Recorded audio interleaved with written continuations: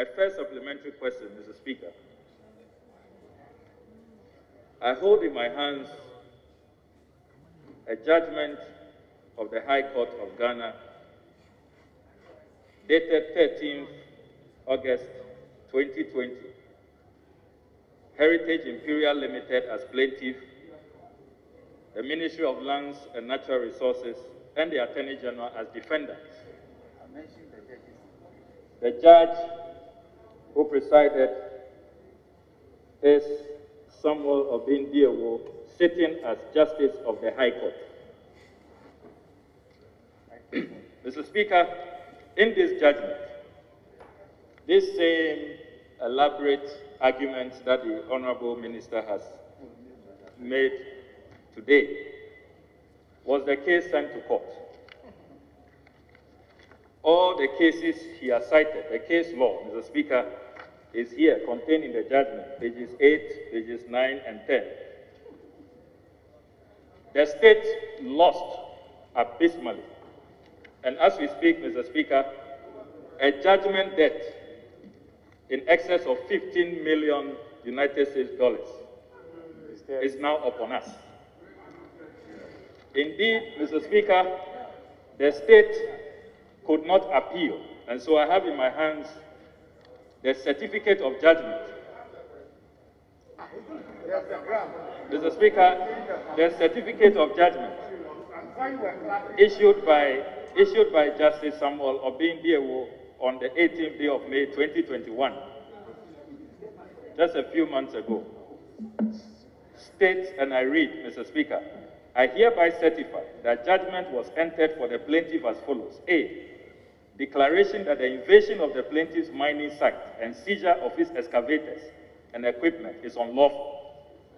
B, recovery of the sum of 15,304,714 United States dollars and 20 cents, being the value of machinery and equipment seized from the plaintiff's site by the Interministerial Task Force on illegal mining on 6 December 2018, or its current value in cedis. C, general damages of 500,000 Ghana cedis. D, cost of 100,000 Ghana cedis to the plaintiff, given under my hand and seal of the High Court of Justice at Kumasi on Tuesday, this 18th day of May 2021. So, Mr. Speaker, all of this justification that you have given to this House in this judgment was thrown out by the judge. Indeed, at page 26, the judge said, and I quote, therefore, it did not lie in the mandate of the Interministerial Task Force of the illegal mining to seize the machinery and equipment of the plaintiff, even if out of overzealousness, the committee task force was minded to seize the machinery and equipment. Per the provisions of the law, those equipment and machinery were to be kept in police custody, pending any prosecution of the culprit, because the law is that it is only after the court has convicted the culprit that the court shall proceed to confiscate the machinery and equipment to the state. That the defendant's representative is fully aware of the rigorous procedure to be followed in the event of any breaches of the law regarding prosecuting and mining for minerals is beyond any shred of doubt, unquote.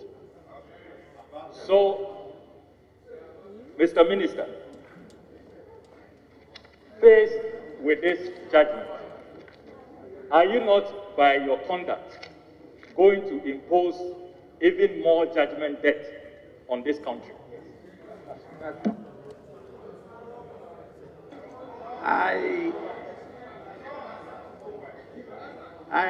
am trying to see how supplementary the question is. Because I see the minister is itching to answer, so I'll permit. Thank you, Mr. Speaker. Mr. Speaker, first of all, a direct answer to the question is that, in my view, I don't think the conduct of the government will occasion judgment debt. The case he has cited is distinguishable, totally distinguishable, The argument I have sought to make here is that I am very mindful of Act 995.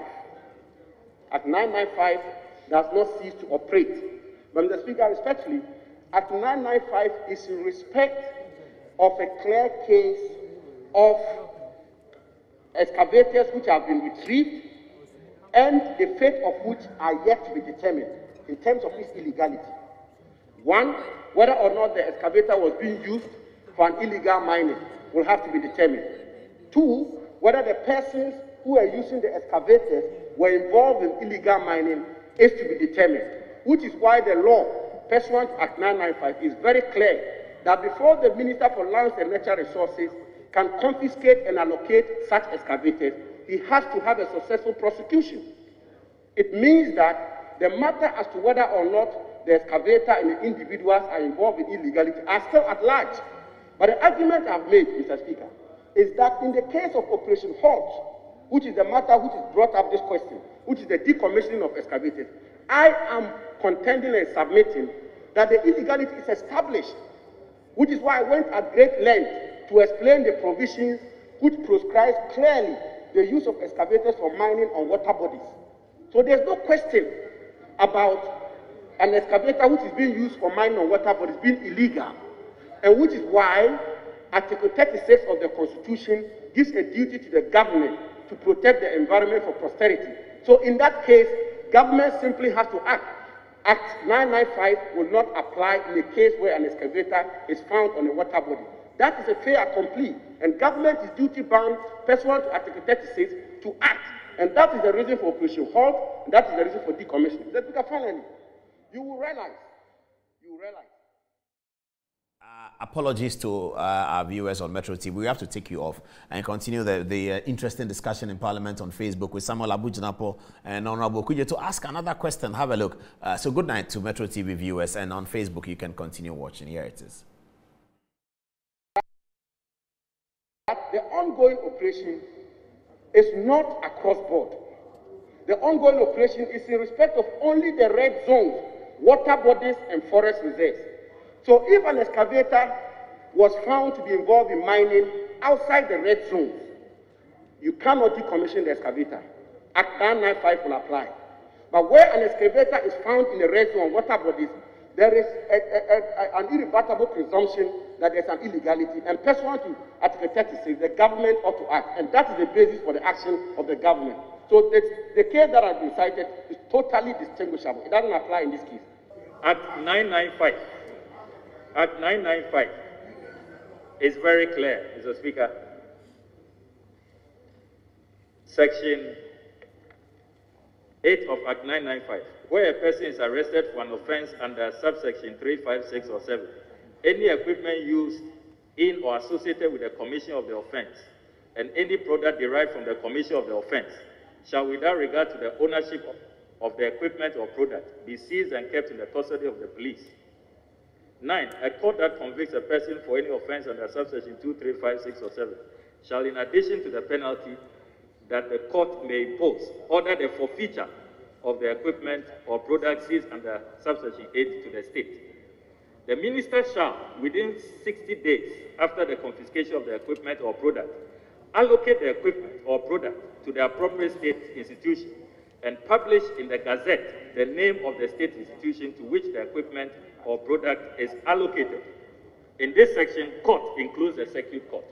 Mr. Speaker, this is the law, with this House amended as recent as 2019. Can the minister tell this House why he is not using this law? Why are you not complying with Act 995?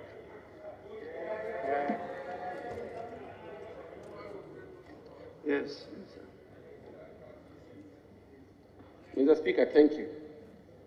Mr. Speaker, let me very respectfully submit, first of all, with the greatest of respect, that Act 995 is subservient to the National Constitution.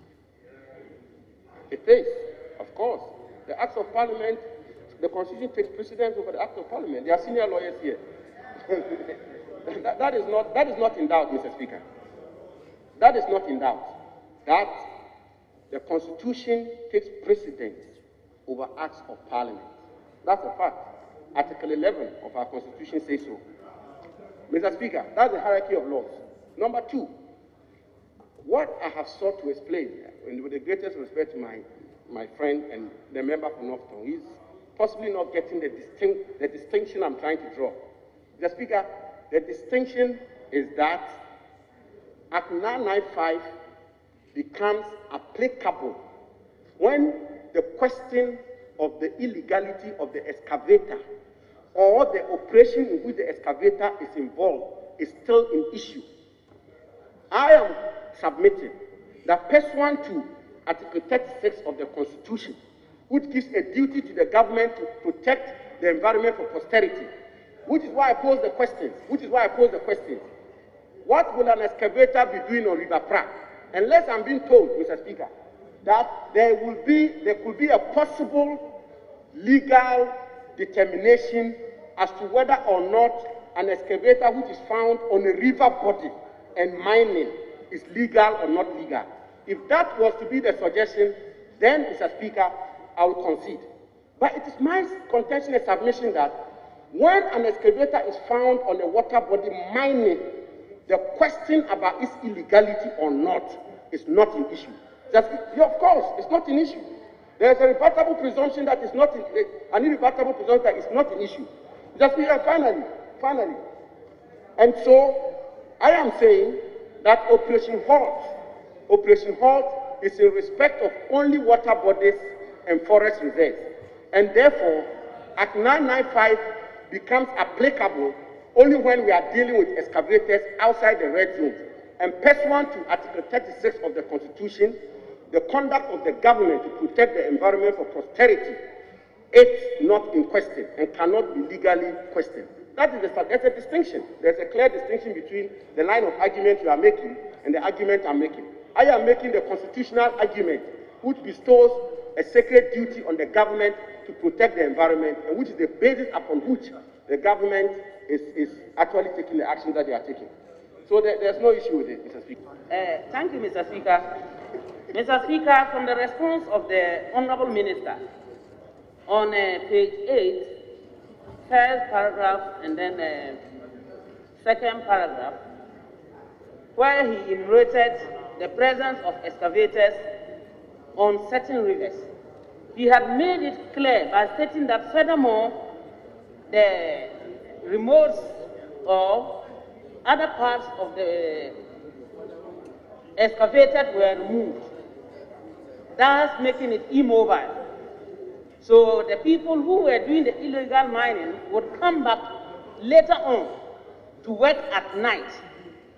Why couldn't your outfit or the teams that were going out there burning these excavators, why couldn't they wait and rather go to the site at the time that you have identified in your answer to ensure that they arrest those who are doing the work, instead of burning the excavators and then letting them go, because the people are still alive and can easily come back to do the work or get excavators from any other places to come and work.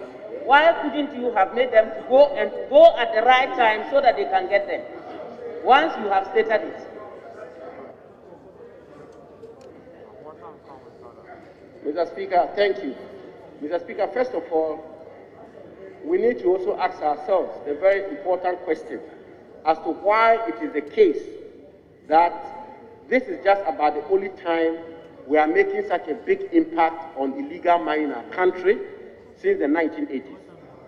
My view is that the decommissioning of excavators has some impact and has some contribution to the state or the situation we find ourselves in. But my direct answer to the honorable member is that we are not employing just one set of measures. The measures we are employing are multifaceted. So we are interested in arresting the people who are involved in the mining. There is a strategy to deal with those who mine in the night, as well as the decommissioning of excavators. We found the decommissioning a very potent tool in dealing with illegal mining so that we can protect our environment and protect the existence of this country.